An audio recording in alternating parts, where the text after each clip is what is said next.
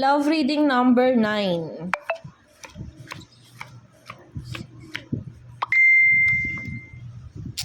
Okay, this card showing na wala ng guidance yung kung anong meron ka sa relationship, no? Sabi dito sa cards, may mga maling gawa daw sa'yo yung partner mo. Sabi dito sa cards, may mga bagay ka nang dapat o may mga bagay ka nang gustong sukuan, may mga bagay ka na kasi nakikita mo sa kanya na nagbago na siya. Maaaring yung dating siya ay nagbago na kasi nakikita mo sa kanya na wala na yung sa dati, wala na yung pagkilos na hinahanap mo sa kanya, may mga maling gawa na siya sa'yo. Sabi dito sa cards, kaya ito yung bagay na nagne-negative ka na rin, no? Sabi dito sa cards na napupuno ka na, naloloaded ka na dahil din naman sa kanya, no?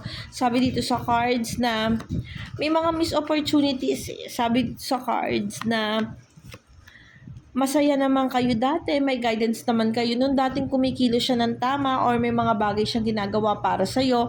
Sabi dito, guided naman ni universe, kaso biglang naglaho.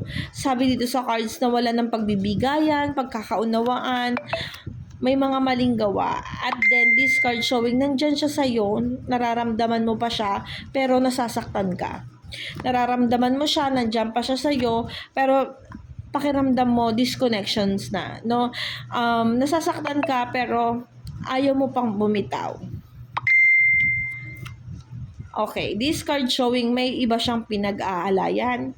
Meron ng iba. Pero sabi sa cards, nag-aantay ka pa rin ng pagbabago niya. Judgment na nakabaliktad, ibig sabihin, nakikita mo na yung katotohanan kung ano yung meron sa kanya, pero binibigyan mo pa siya ng ng hustisya. Kumbaga, binibigyan mo pa siya ng pagkakataon kahit na alam mong it was against sa'yo na. Sabi dito, marami ka ng sacrifices na ginawa sa relationship mo, no? Sabi dito, marami ka ng ibinigay, pagod ka na, kumbaga loaded ka na, but you keep trying na maging maayos pa. Sabi dito sa cards, naka-stagnant ka na daw dun sa isang sitwasyon.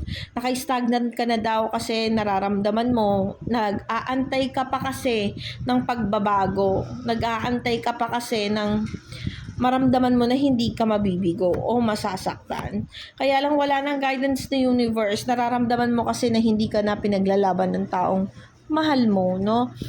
Medyo masakit yung sinasabi ng cards, makabuluhan siya. Sabi dito, matalino ka, alam mo yung tama sa mali at alam mo kung ano yung against sa'yo, but still you keep continuing, ginagawa mo pa rin yung mga bagay-bagay na alam mong it was against na sa'yo. Mali na para sa'yo, pero dahil mahal mo yung tao, patuloy mo pa rin siyang pinagbibigyan, patuloy mo pa rin ang hinahanapan ng maganda yung mga problema na kinakaharap nyo sa relationship nyo, no? Sabi dito sa cards, you're still waiting na maging ikaw pa rin yung pipiliin niya.